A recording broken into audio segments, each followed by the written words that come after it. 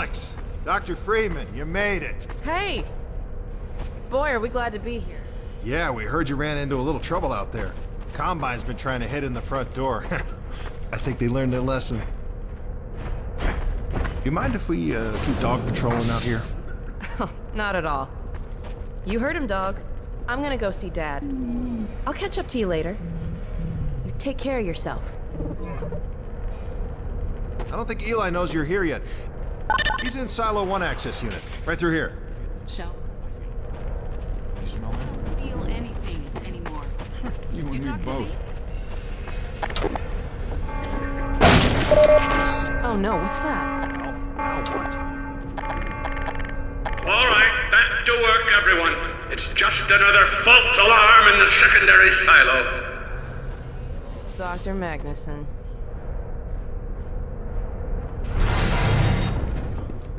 Ever used an AR-2 before? AR-2? No. Hey! In sketching out the scenes for the episode, we noticed a lack of interpersonal conflict between the characters who had survived from Half-Life 2. I was so Alyx, afraid of Eli, this. and Dr. Kleiner have a lot of affection for one another, as you will see in many of the scenes. And while we all value the benefit of strong, positive relationships, we were happy to have Dr. Magnusson around to get irritated by all the You hugging. make a pretty good team. Yeah, well, that's good, because, well... It means a lot to me to have multi-ethnic heroine. When I was growing up, that didn't happen a whole lot. I mean, maybe Storm from X-Men, I don't know. But it wasn't commonplace. So to have someone that's my type be in that kind of position is really, really amazing. I mean, I think it's a popular trend now, but that wasn't always the case. We should get this data to him right away. Okay. Yes, we should. He'll be glad for a chance to get out of the silo. This way, Gordon. The way he and Magnusson have been going at it, you'd think they were still competing for grant money. Some things never change. Do we have any idea how long until the super portal's active? We don't know for certain. We're keeping an eye on it. And what about the Combine? Will we be able to launch before they attack? It's gonna be close. All it would take is one Strider to destroy our rocket. But we're ready for him. I'm sorry we couldn't get here any sooner, Dad. Don't worry, sweetheart. We're gonna make it. I'm just so glad to have you back. I'm glad to be back. The last thing on my mind was submitting it for the Kleiner certificate of approval. Troubles behind with the result of staffing and supply deficiencies. And get your cranial conjugal parasite away from my nose cone! Now listen here, Magnusson. There's no call for hurtful comments. Good grief. Eli, why didn't you tell me they'd arrived? Due to the number of characters involved in this scene and the cramped spaces, we found that the actors were constantly pushing the player around in order to get to their marks. We developed some tech that allowed the actors to gauge the position of the player and the other actors, and choose among a selection of marks. This not only solved the congestion problem, but made scenes feel more dynamic. Kleiner, are you going to sync up the satellite, or should I postpone the launch to make time for a family reunion? Dr. Magnusson was the result of a decision to bring forward another signature character from the original Half-Life, along the lines of Dr. Kleiner and Barney. As we developed the character, we kept referring back to this line from Half-Life to keep us on track. Gordon doesn't need to hear all this. He's a highly trained professional. We've assured the administrator that nothing will go wrong. Though we liked the character who came into focus, we found that this voice was sounding too much like a caricature for our increasingly grim and realistic world. We like to hire actors with the natural voices that we want for our characters, as opposed to hiring actors to create voice characterizations. In John Aylward, we found someone who could deliver the brusque arrogance of the original lines, and also take the character forward into some of the richer and subtler opportunities we foresee for him. Another alarm? If you listened closely to the Vortigaunts in the Antlion tunnels, you may have heard one of them using a complaint very similar to Dr. Magnusson's here. Their affinity to Dr. Magnusson has caused some of his mannerisms to spread among them by way of their low-grade telepathy. I don't know how I am supposed to concentrate with all of this racket. Freeman, you're not doing anything. Make yourself useful and find out what the hell is going on in there. Yes. Gordon, if you don't mind, I'd feel better if you had a look. Catch up with us when you're done. Freeman!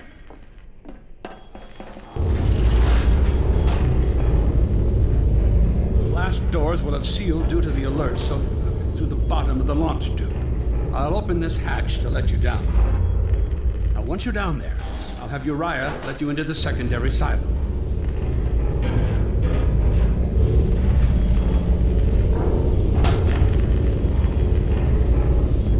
Rather than just make up something that would fit our fantasies of a rocket, we designed Dr. Magnusson's rocket around blueprints from the Titan family of missiles. Grounding the details of our world in reality, making them as precise as possible, makes the invented, fantastic elements seem that much more believable.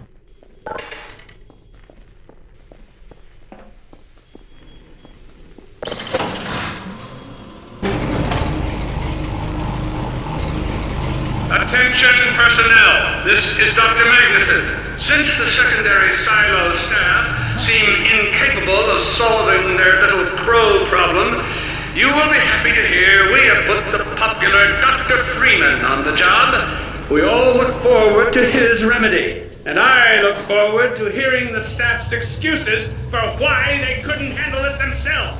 We intended White Forest to offer a change of pace from the constant action that preceded it. A few moments to reunite with old friends and get to know Dr. Magnusson. A breather before the big battle ahead. However, our first version of the sequence was a logjam of long, talky scenes. Gordon and Alyx stood around listening to Kleiner and Magnusson argue at the top of the silo, then rode an elevator to the bottom of the shaft while Dr. Kleiner lectured them about rockets and satellites. They wandered into a control room to watch Dr. Mossman's transmission, and then hatched a plan to get her back.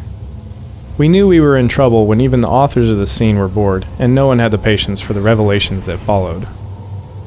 We divided the sequence into a number of smaller pieces that could be interleaved with solitary exploration and some combat. This required rebuilding the path and moving the control room upstairs, where the transmission scene became a reward for surviving the secondary silo. As a result of these changes, the White Forest experience is more varied, the narrative comes in digestible portions, and the players are able to play at their own speed, rather than being led by the nose the entire time. This steam jet is an example of something we call a mechanic refresher. It's meant to refresh the player's memory on how to perform a certain task they may not have used in a while. In this case, we remind the player about using valves to turn off steam in a relaxed environment.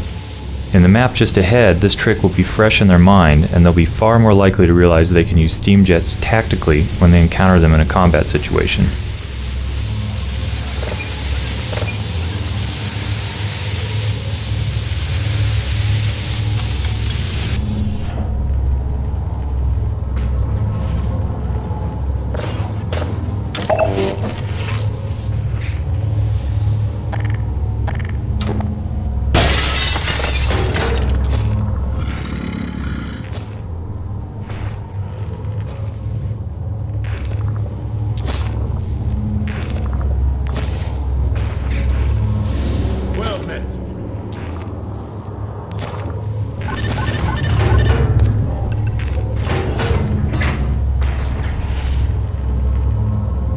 Freeman!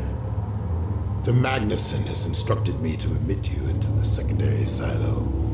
The secondary silo can be reached through here. In Half-Life 2, when we first decided to make Vortigaunt ally characters, we played around with having a prominent Vortigaunt companion. Because of their bowed posture and semi-servile manner, this individual was dubbed Heap, after Dickens' character Uriah Heep. In Episode 2, we named the prominent Vort at White Forest Base Uriah. In Episode 3, we'll find out Dickens' unused middle name for Uriah Heep. Originally created as a minor background character, the Vortigaunt lab assistant, known internally as Labby, was so popular with playtesters that he evolved into a fully developed character with a unique name and a special place by Dr. Magnusson's side. Many of us are fans of Lost, and we noticed several strong Half-Life references in the first season of Lost. Gabe Newell and Lost creator J.J. Abrams exchanged fan mail, and Gabe promised Abrams there'd be a Lost reference in Episode 2. We delivered on the promise in this obscure area of the White Forest base.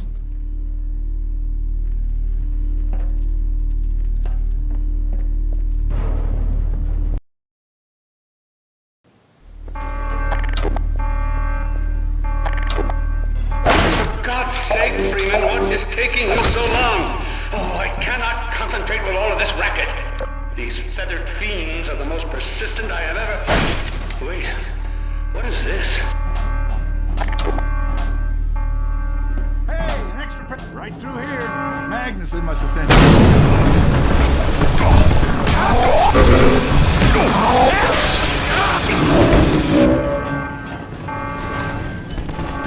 Oh my God. Oh dear. This is a breach. A breach. Attention! Attention personnel! This is Dr. Magnusson. We are experiencing a breach of internal space.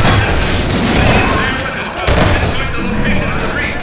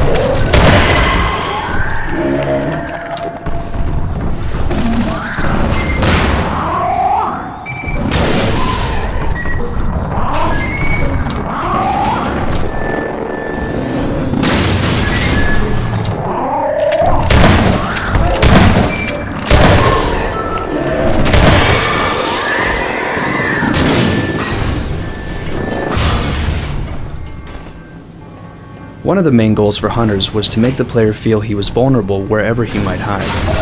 This arena in the secondary silo became our testbed for improving the Hunter's close combat behavior. A classic combat space, featuring multiple exits and many possible paths, we tuned it for a strong cat-and-mouse gameplay experience. While players have many options for escape, the map is designed so that Hunters will never completely lose them, but always be able to pursue and flush the player out of hiding.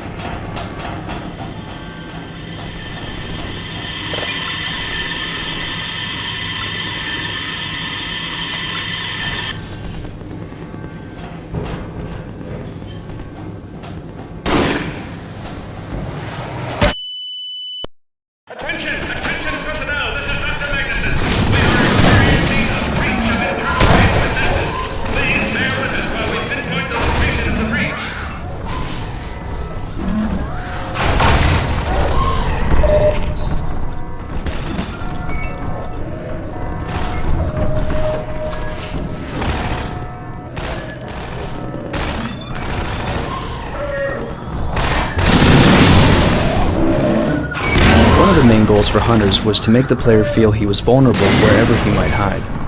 This arena in the secondary silo became our testbed for improving the Hunter's close combat behavior. A classic combat space, featuring multiple exits and many possible paths, we tuned it for a strong cat-and-mouse gameplay experience. While players have many options for escape, the map is designed so that Hunters will never completely lose them, but always be able to pursue and flush the player out of hiding.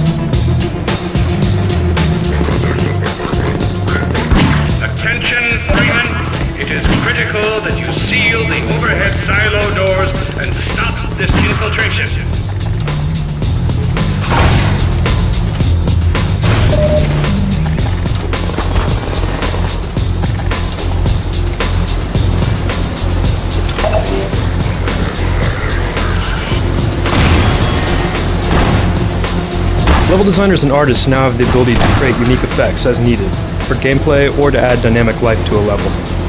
In this case, this simple water leak wouldn't have been possible before without involving a programmer to create a new class of effect. Thanks to the new particle system, unique effects like this are easily created as needed, without any programming. This leak adds a visual point of interest to the area and also blocks direct line of sight into the nearby corridor, without blocking the space itself. These effects can be placed and controlled within levels, attached to animation events of characters, or called by code.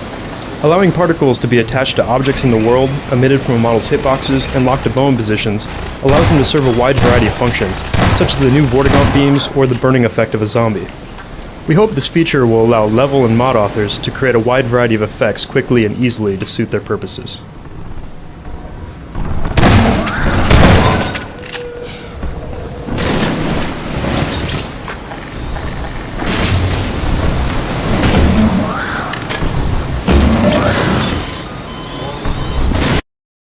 Level design.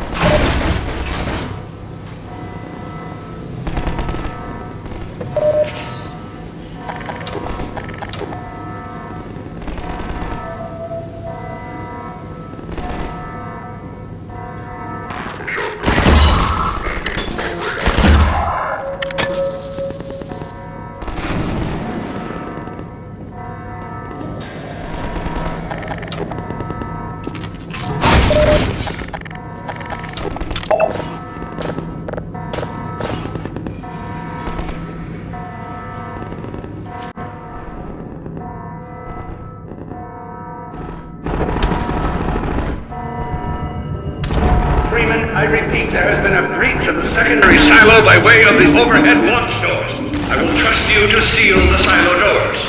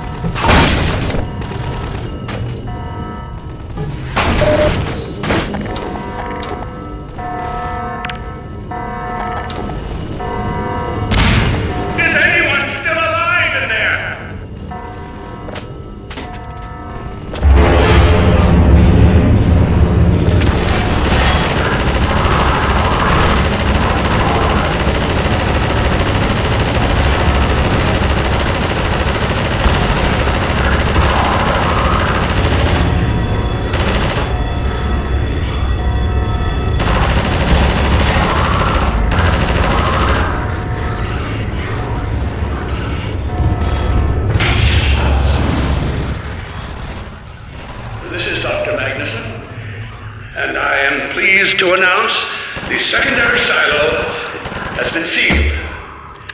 Well, back to work.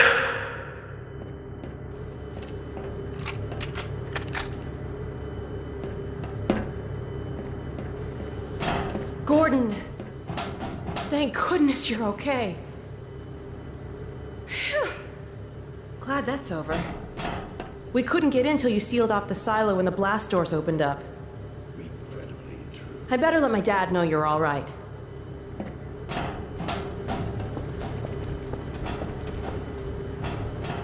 Dad? Yes, Alyx. Is everything okay? Is Gordon all right? Yes, he's fine. And thanks to him, the base is secure. Good, good. We're about to watch the transmission from Judas. We'll head right over.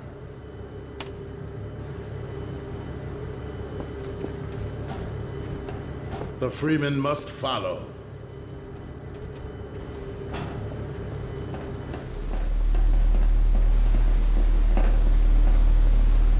If you would take the Freeman from here, I can return to my place of honor at the side of the Magnusson. Sure thing. Thanks for the help. Dr. Klein headed north in a helicopter right after, but he wouldn't tell me why.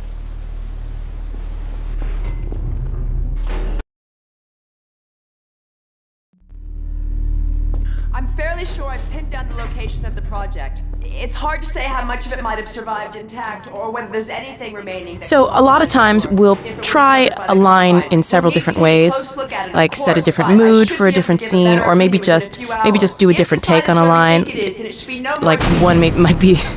It sounds trite, but you know, one excited, one not so excited, or one a little more pensive and thoughtful. Or suggestions are always thrown out there for new reads, and it's the coolest kind of teamwork. It's not just here's your script, go. It's let's work this out. Let's find the best middle ground, and everything is always pliable. You know, if it's not working, maybe we'll go back and do an instant rewrite or something, and for me, that's creative heaven. Real, absolutely. Despite its almost legendary stature, our peers at Aperture Science were Aperture Science, being specialized in the development of portal technology, fit naturally into the cosmology of Half-Life. Rather than forcing Portal into the Half-Life franchise, we used it as an opportunity to make our world bigger. By suggesting a long-term rivalry between Aperture Science and Black Mesa, we open up possibilities in both games that didn't exist when they were separate entities. It should have been lost forever. Ah, but now that we've found it, we can use it against the Combine. Did you use it? That thing has to be destroyed. But think of the advantage for humanity. We can't simply waste all that potential. Has Black Mesa taught you anything? There's no controlling that kind of power. Well, yes. There's always a risk, Eli. But my goodness, we have coordinates, blueprints, hailing frequencies. Quite ingenious of Dr. Mossman to hide it all in the carrier wave. Well, that means she's still alive up there. But if the Combine catches, they'll tear out everything she knows. There'll be nothing left of her. But we don't know for sure I won't take that chance. I'm going after her. Dad! Now, Eli, the only thing worse than Judith falling into their hands would be if they should get a hold of you. She may know the particulars of the Borealis, but you know everything about the Resistance. Listen to Dr. Kleiner, Dad. Gordon and I are more than able to handle this. We'll get her back. Kleiner, where are you? Why isn't the decoding finished? Oh, fine. The code. Yes, Magnusson. It just needs a little bit longer. If you're waiting for the Combine's go-ahead, they'll soon be here to give it to you in person. I'll hurry it along, Magnusson. I'll be back as soon as I finish. Dad, are you okay? Not again. No, I can't let it happen again. Not another Black Mesa. Dad, prepare for unforeseen consequences. What did you say? Dad! Okay. It's okay. Just lean into me. Let's get you off your feet. Thank you, baby. I'll be fine in a minute or two. Okay. Do you need anything? Actually, Alyx, would you mind getting me a cup of tea? There's a hot plate in the old staff room. I'll be right back. Gordon, keep an eye on him. We're not going anywhere. Thank you, baby.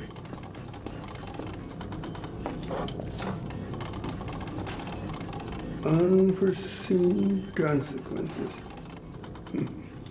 The last time I heard those words was back at Black Mesa. You had just stepped into the test chamber when he whispered them in my ear. You know who I'm talking about. Our mutual friend. When he brought in that crystal, I knew I should have aborted that damn test, but I didn't. The whole world went to hell that day. And now he's using my little girl, putting words in her mouth. God damn it. I should have known when he rescued her it was for his own damn reasons. Gordon, there's so much I need to tell you.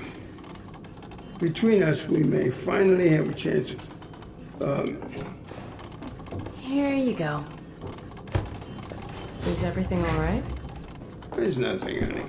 All right, people, change of plans. There is no way we can launch before those Striders are... Oh, excuse me if I'm interrupting tea time. I'll just step out until you've finished, if that's more convenient. It's all right, honey. Well, Freeman, I believe I've found the perfect use for you. Follow me, quickly. We'll talk later. I'll catch up with you in a bit. Freeman, Striders are coming. A single one of those damn things could shoot down our rocket. We don't dare launch until all Striders are destroyed. Now, you've proved yourself capable, and the This staff whiteboard seem art to went through respect several it. iterations, Therefore, I'm putting defensive from highly waypoints, stylized and this to ingenious absurd, weapon of mine through to something we believed we could ship. We call it the Magnusson The Strider device. Buster, or Magnusson device, started life as a Half-Life 2 weapon called the Hopwire. This was a weapon that would leap into the air and create physical connections via ropes to the surfaces around it. Once attached, the ball would be suspended in the air, ready for action. We never shipped that weapon because it wasn't generally usable enough in our environments, especially outdoors. One side experiment created the Black Hole Hopwire that the mod community found in Episode 1's code. You can still find videos of this in action on YouTube. The black hole version created a true physical vortex that sucked anything near it into an incredibly dense singularity. This created a small dense block comprised of all the mass and matter the vortex had collected, which the player could then pick up and hurl at enemies. We returned to the Hopwire for Episode 2, where we thought we could use it to tie the Strider's legs together and make it trip. But the mechanic of hurling and attaching the Strider Buster was more fun for players, so we moved the weapon in that direction. Fans of Half-Life 1 may remember a gag involving a microwave oven in the Black Mesa lunchroom. If you push the microwave button several times, the casserole inside it explodes. A memorable experience for many first-time players of Half-Life. In Episode 2, we thought it was finally time to let you know whose lunch you had ruined, and give you a chance at redemption. When it's moving about and firing at you. Now, let's move on to a more challenging task. Uriah, send the target to the far end of the rails.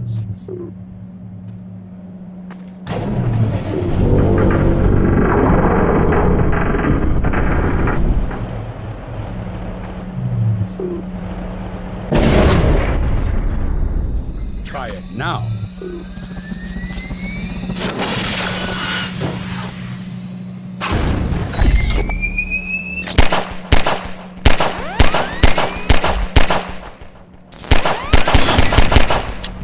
Magnificent device, isn't it? I'll be right over here when you are ready to head out.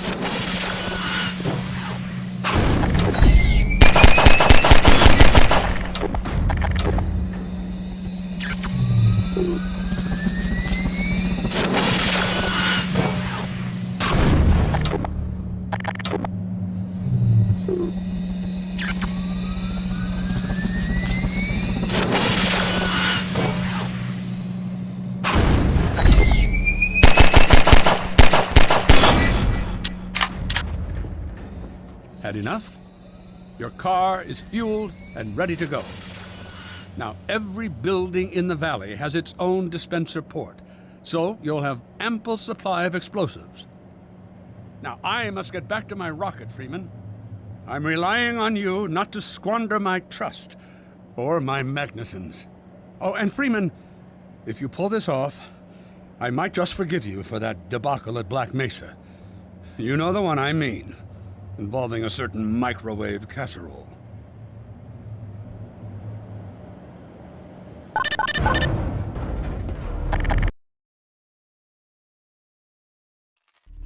Hey, Dr. Freeman, over here. I've taken a few liberties with your car. Check it out. I added a rack for Magnusson devices back here. I tweaked your onboard radar so the combines show up red on the dashboard unit now. Plus, it'll send a homing signal to your HEV suit in case you get separated from your car. No need to thank me. We wanted players to use the car as much as possible, both to move around the valley quickly and to run over the hunters as a quick and satisfying way of killing them. To encourage this, and to help with orientation problems, we added radar to the car, which indicated the location of enemies. This made the car a more valuable tool in the battle, and solved the navigation problem once and for all. One problem we faced in this map was that players would abandon their car in the heat of battle and not be able to find it later. Given the time pressure and large scale of the map, some of these players couldn't succeed in protecting the base on foot. To address this, we started by adding flashing hazard lights to the car, which helped when the car was in view, but we still saw players lose the car among the trees or behind hills. Eventually, we added a vehicle locator to the player's HEV suit, so players could find the car wherever it was. You'll find the sawmill at the far end of the valley.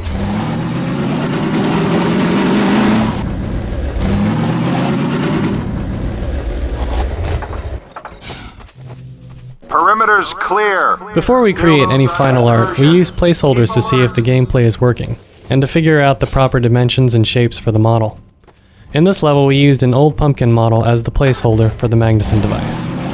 After we decided that the gameplay was fun and the pumpkin worked well, a proper model was created using the pumpkin as a template.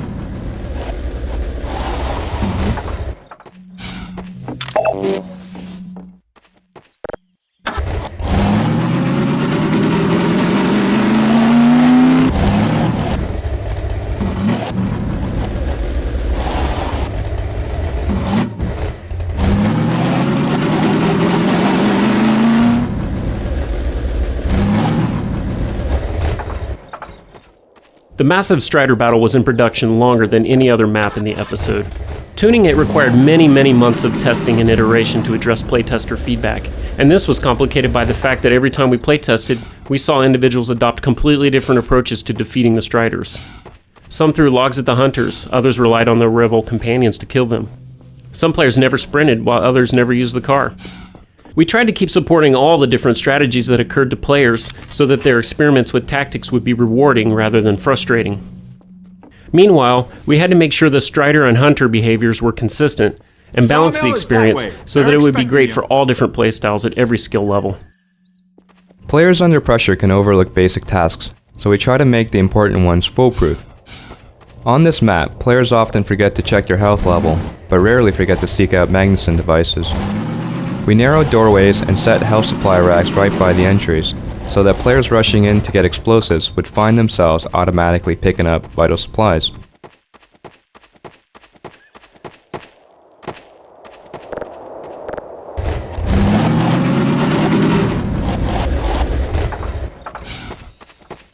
The Hunter's escort behavior includes specific formations and flanking strategies.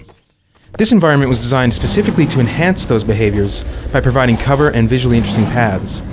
In this way, the environment reinforces the design of the Hunter as stealthy, aggressive, and intelligent.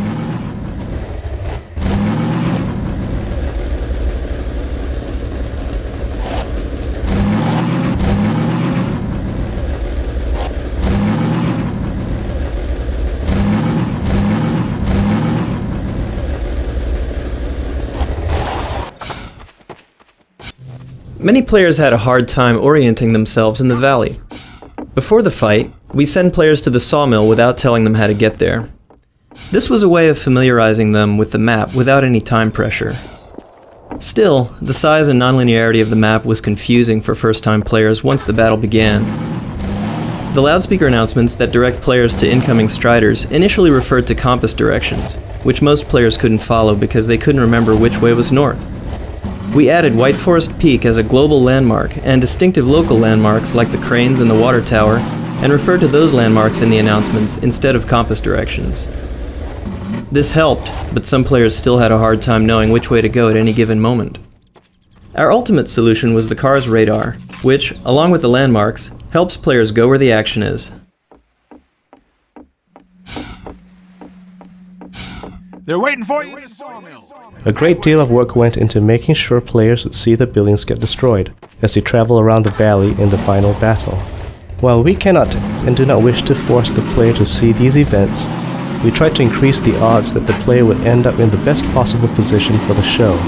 Measures ranged from simply hiding a strider behind rocks to setting up complex logic conditions that must be met in order for the destruction to occur.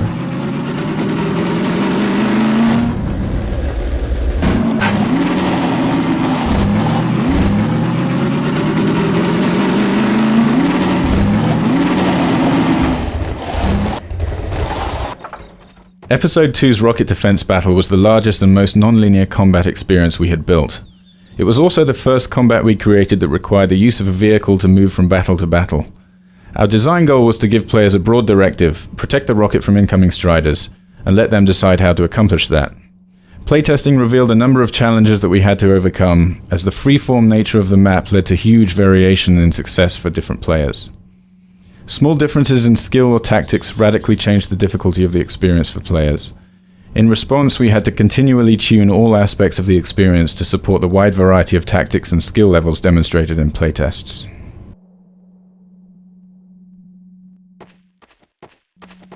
So, they've sent Freeman, have they? Good man. We've counted a dozen striders just north of us. Our job is to keep them from reaching the base to the south.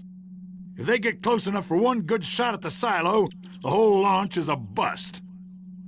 And in case striders aren't bad enough, recon indicates they're being escorted by packs of hunters. Now, what I want you to do... Attention! North perimeter breach. All right, people, this is it. We have a strider approaching from the cranes. Defensive positions, go!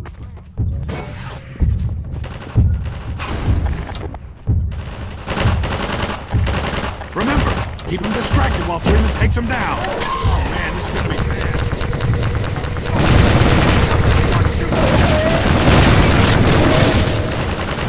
Freeman, you seeing this?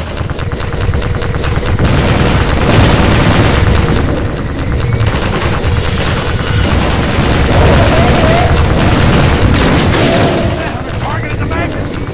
Take out the hunter.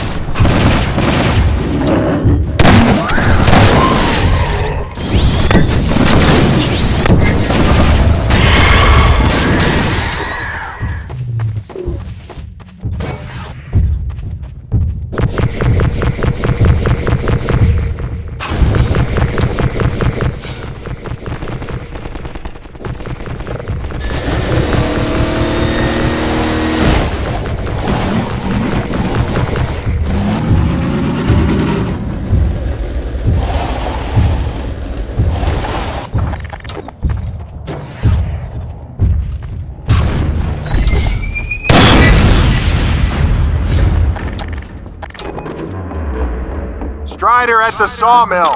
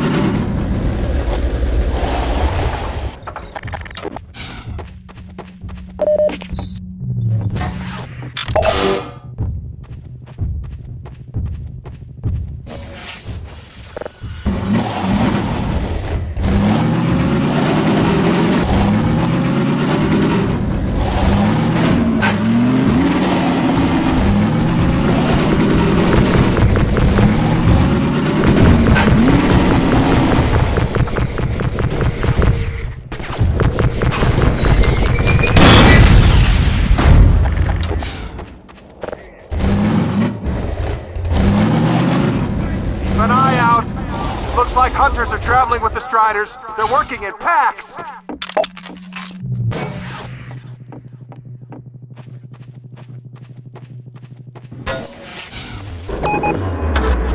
Now we have a Strider coming in from the water tower.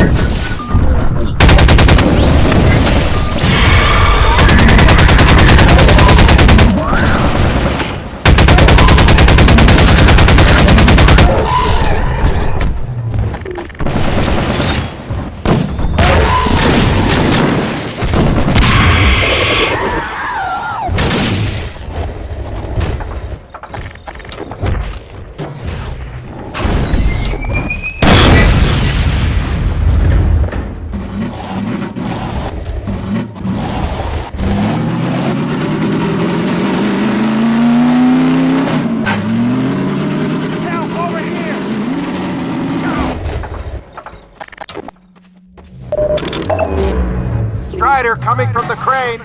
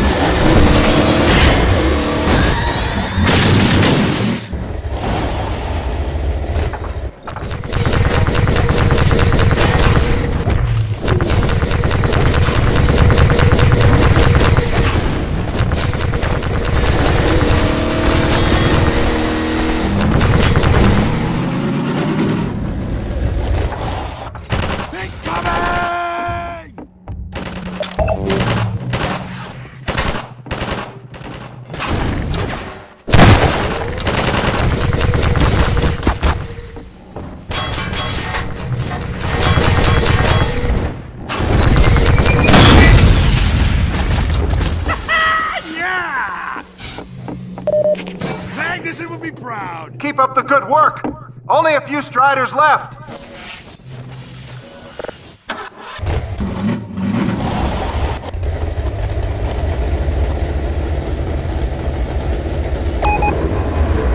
Another Strider coming in towards what used to be the sawmill.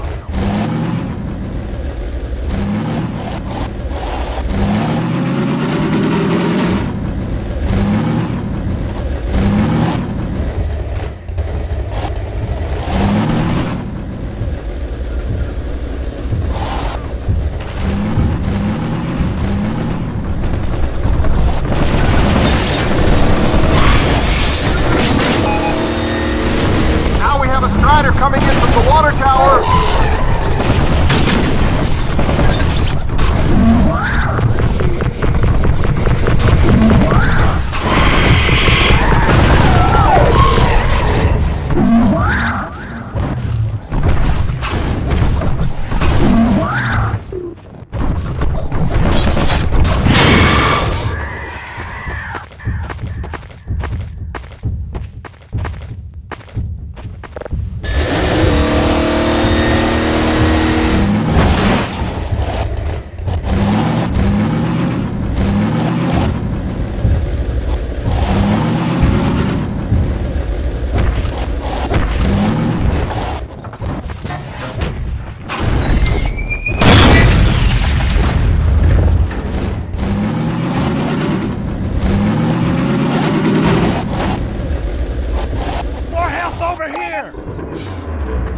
A Strider has been spotted by the cranes.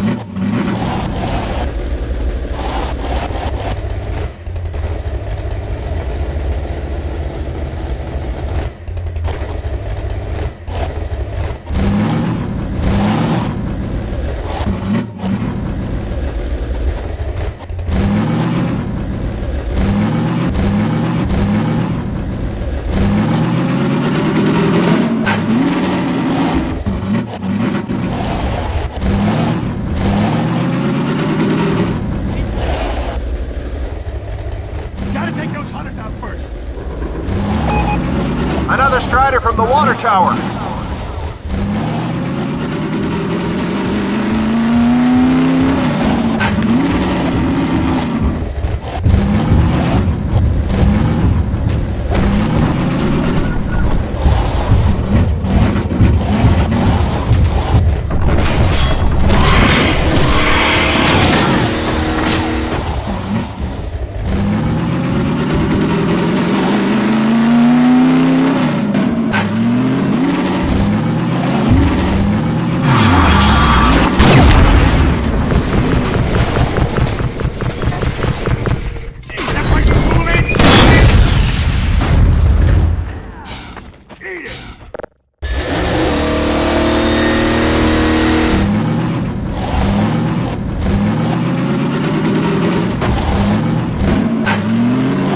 Looks like that was the last one.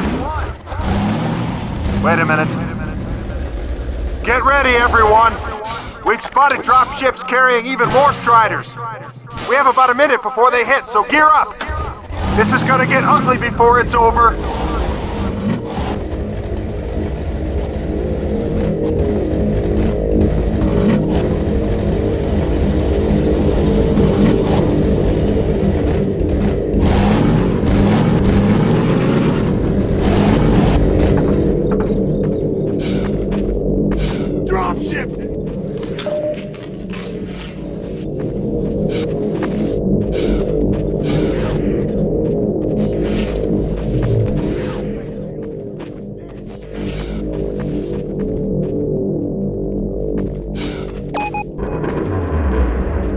Strider coming in from the cranes!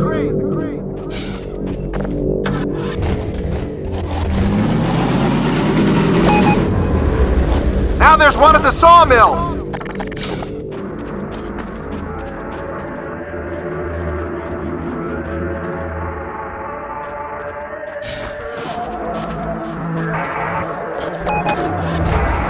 They're coming from everywhere! Strider spotted at the water tower!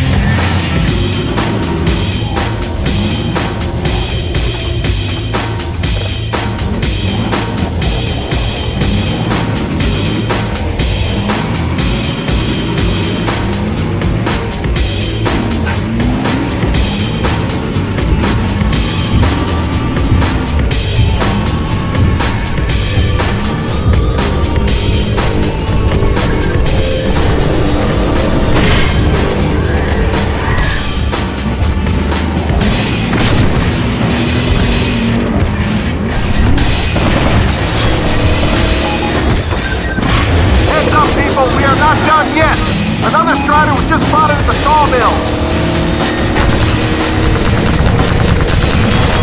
One more at the crane.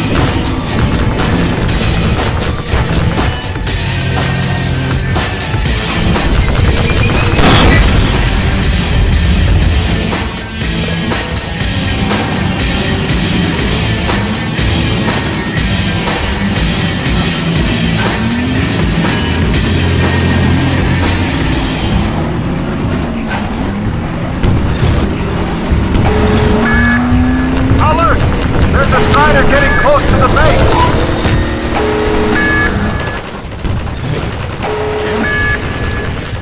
We made some small changes to our autosave system as a result of tuning the final strider mission. Autosaves are the periodic checkpoints where we can restart the player's game after death, so that they don't have to worry about replaying more of the game than necessary. In playtests, we observed that most players depended on our autosaves to restart after dying, rather than using their own quick saves. But because the fight allowed players so much freedom, some players ended up with an autosave that left them in a no-win situation. Low on health and pinned down by hunters, or too far from the base to defend the rocket in time, some players failed 30 or more times before finally giving up. To address the no-win situation, we extended our autosave system to monitor health over time, and to only perform the autosave if the player was deemed safe for a reasonable period of time. We also prohibited autosaves when striders were within a certain distance of the base. This ensured there was always enough time to defeat them.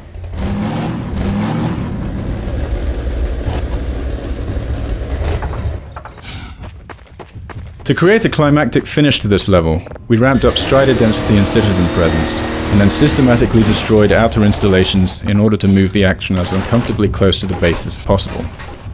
It was important to us that everybody be able to play to the end of the episode, but we also wanted them to feel that defeating the striders required a heroic effort. A balance had to be achieved between the feeling of being overwhelmed and the possibility of completing them. We made many trade-offs to keep the experience enjoyable while keeping the intensity high, and sometimes this required removing enemies. For example, elite Combine soldiers originally took part in this invasion, running in and around the striders and hunters, but this additional level of enemy fire proved frustrating for players, and so they were removed.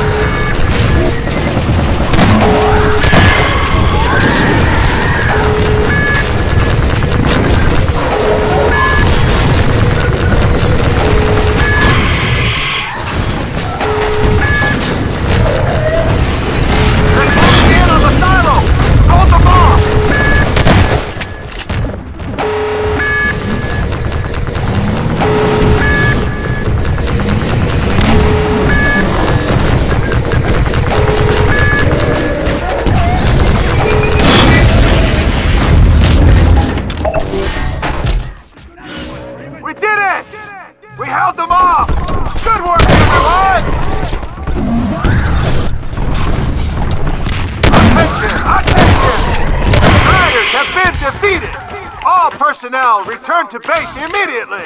Repeat! All personnel, return to base immediately!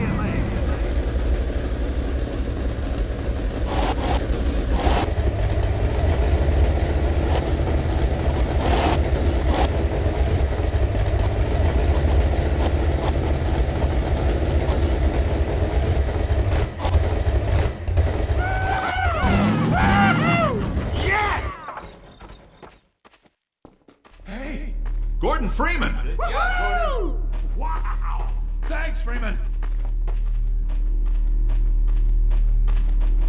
Good going! Wow, Gordon. You were amazing out there. Come on.